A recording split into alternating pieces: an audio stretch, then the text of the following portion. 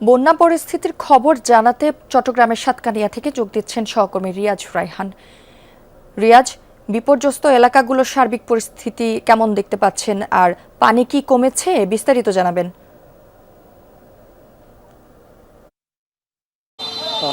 যদি দিনের শুরুতে একটি ভালো খবর দিয়ে শুরু করতে চাই, সেটি হচ্ছে প্রায় সপ্তাহখানেক পর সাতকানিয়ার মানুষ সূর্যের দেখা পেয়েছে, অর্থাৎ রোদ উঠেছে।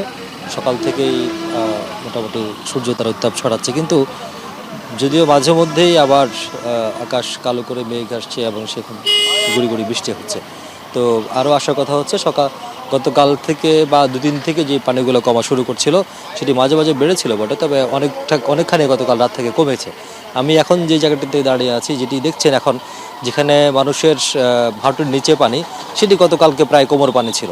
অর্থাৎ বোঝাই যায় অন্তত 1 থেকে 1.5 ফিট পানি পর্যন্ত কমে গেছে। আর এটি মূলত চট্টগ্রাম বা সাতকানিয়া বান্দরবান মূল সড়ক, এই সড়ক দিয়েই বান্দরবানে যেতে হয়।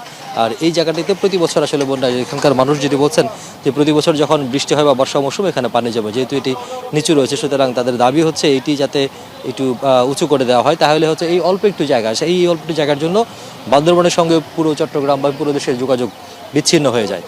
আর এটি যখন পানি যখন আরেকটু বাড়তে শুরু করবে বা যদি কখনো বাড়ে, তাহলে আবারও যোগাযোগ ব্যবস্থা ভেঙে পড়বে। কারণ এটি এবারও হয়েছে, 2023 সালেও হয়েছে এবং 2017 সালেও হয়েছে। অর্থাৎ বেশি একটু যদি পাহাড়ি ঢল বা উজানের ঢল যদি বেশি শুরু হয়, তখন শুধুমাত্র এই অল্প একটু জায়গা, প্রায় বলতে গেলে আধা কিলোমিটার জায়গার জন্য পুরো একটি জেলার সঙ্গে পুরো দেশের যোগাযোগ ব্যবস্থা বিচ্ছিন্ন হয়ে পড়ে। সুতরাং তারা বলছেন এটি যাতে উন্নত করা হয়। আর আমরা খোঁজ নিয়েছি, সাতকানিয়ার প্রায় 17টি ইউনিয়ন যেগুলো রয়েছে, সেই ইউনিয়নগুলোর অধিকাংশগুলোতেই পানি নামতে শুরু করেছে এবং ঘরবাড়ি থেকে পানি নেমে গেছে। কিন্তু আসলে চলাচলের রাস্তা বা একটি ইউনিয়ন থেকে আরেকটি ইউনিয়ন বা উপজেলা সদর থেকে বিভিন্ন ইউনিয়নের চলাচলের যে রাস্তাগুলো রয়েছে, সেই চলাচলের রাস্তাগুলো এখন পর্যন্ত পানির নিচে আছে। যদিও একটু সময় লাগবে, হয়তো আর 2-1 দিন সময় লাগবে সেগুলো দৃশ্যমান হতে।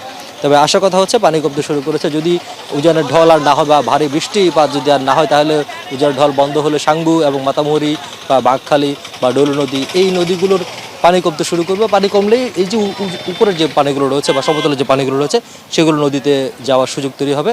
তারপর এখানকার জনজীবন সেটি ধীরে ধীরে স্বাভাবিক হয়ে আসবে।